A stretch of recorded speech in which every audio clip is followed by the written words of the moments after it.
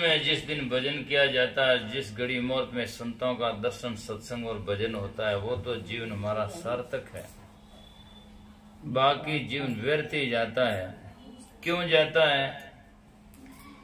कि जिस चीजों के लिए, वस्तुओं के लिए हम रात दिन पसते हैं, वो हमारे साथ में रहती नहीं, वो छूट जाती है। तो इसीलिए फिर हमारा मेहनत किया और वो किया सब बर्बाद होता है। इसीलिए भजन साथ में जाते हैं, भजन से हम मोक्ष और गति पाते हैं। इसलिए संत महात्मा बार बार भजन की बात गाते हैं।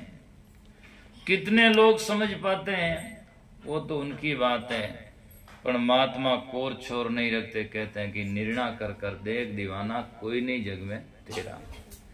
और बिल्कुल सत्य बात है। फिर भी आदमी के भीतर में अज्ञान अंधेरे की रात है, इसीलिए वो दुनिया के साथ में चलता है।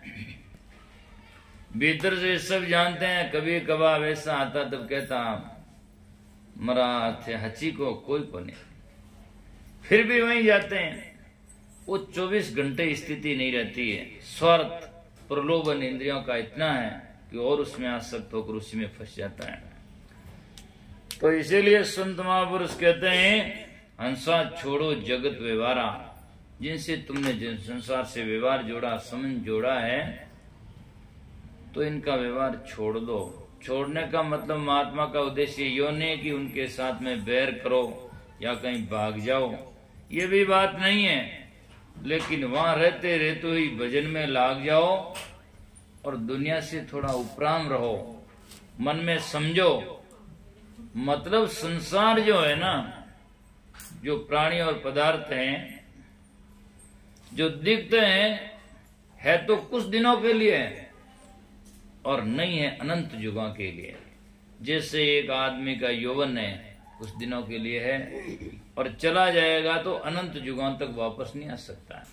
शरीर है, कुछ दिनों तक है और जिस दिन खत्म होगा छूटेगा, अनंत युगों तक वापस नहीं आ सकता है।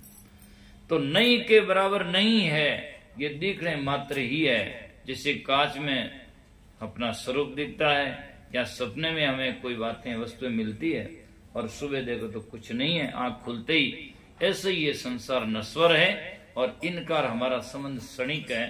तो कहते हैं हंसा छोड़ो जग त्योहारा, निर्णय कर कर देख दीवाना, कोई नहीं जग में तेरा। तो निर्णय करके देख ले, तेरा कोई है? वास्तव में कोई नहीं। कोई किसी के साथ में आता नहीं और कोई किसी के साथ में जाता नहीं। बस 4 दिनों का संयोग है, नदी नाव संयोग है, बिछड़िया मेड़ा नाई, गया सो फेरन आवसी, समझ देख मन माई। तो 4 दिनों का नदी नाव में जाकर नाव नदी में घुसती है, इधर से उधर निकल जाती है, इतना ही संयोग है। ऐसे ही आदमी जीवन में जन्म लेता है और एक एक क्षण बीतते मृत्यु को प्राप्त हो जाता है।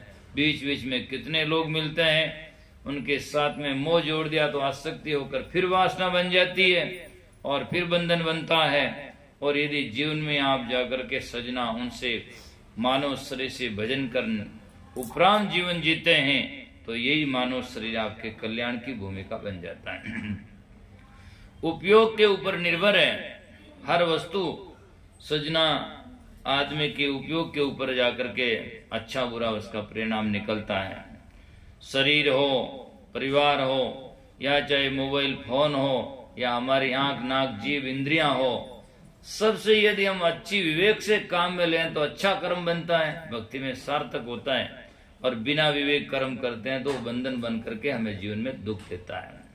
तो इसीलिए कहते हैं माता पिता तेरो कुटुंब कबीलो, सब मतलब का यारा, और भाई बंधु न्याती गोती, सब आप आपका सारा, सब आप आपके लिए करते हैं।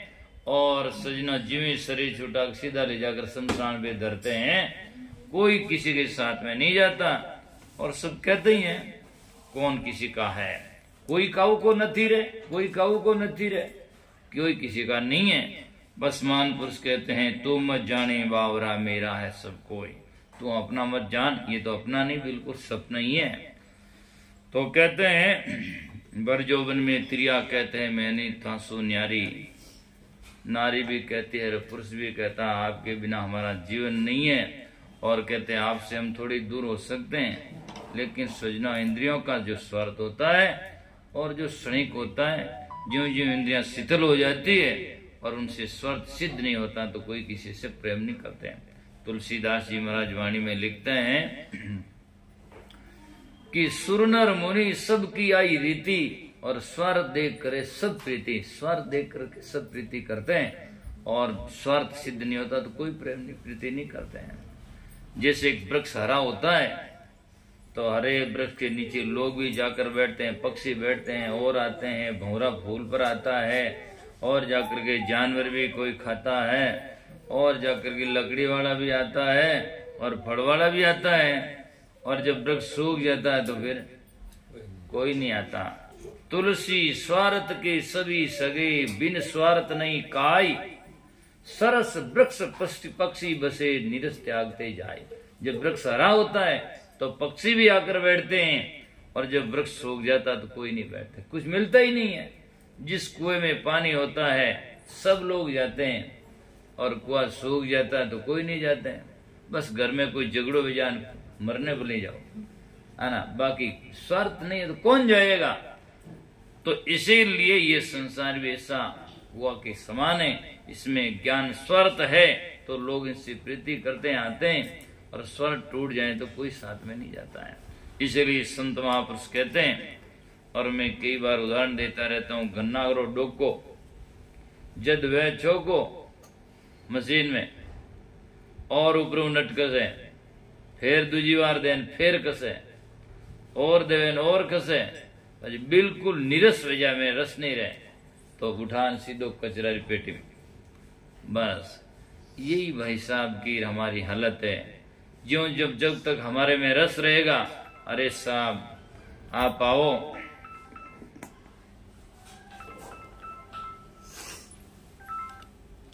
हाँ साहब, तो कहते जोहरी बनकर आया जगत में। इस संसार में मनुष्य क्या है? जोहरी। जोहरी नाम हीरा का पारखी होता है। यहाँ आकर के परख नहीं की, और आज कई लोग तो परख शब्द से ही एलर्जी करते हैं। और कि ये तो कबीर पंथ में एक धारा है, ब्रह्मपुर से तो पारखी कहते हैं। तो कई लोगों को तो नाम से ही है कि ये तो पारखी है, जबकि सजना पारखी तो कौन नहीं है। जानवर भी पारखी है छोटा मोटा, उसके सामने घास ने को डालो और जाकर के कोई और चीज डालो तो वो घास खाएगा, दूसरा नहीं खाएगा। मांसाहारी मांस की पारख करता है। चींटी के सामने एक शक्कर का दाना डाल दो और एक कंकर का डाल दो तो किसको लेगी? वो शक्कर लेगी। तो उससे भी पारख है कि या शक्कर है ये कंकर है।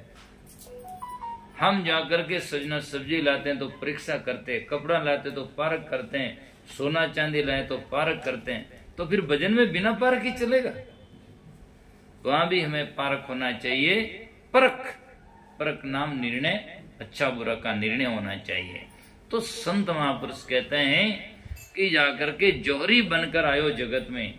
आज मनुष्य में वो परख है, छोटी मोटी भूख की, कपड़ों की वगैरह की, या मान लो जाकर के सजना खाना पीना आहार की परख तो जानवरों में भी है, लेकिन भजन और कल्याण की परख जो है वो केवल सिर्फ और सिर्फ मनुष्य में। मनुष्य में एक तो सबसे बड़ी उपलब्धि यह है कि इसमें जाकर के अच्छा बुरा का निरीक्षण है।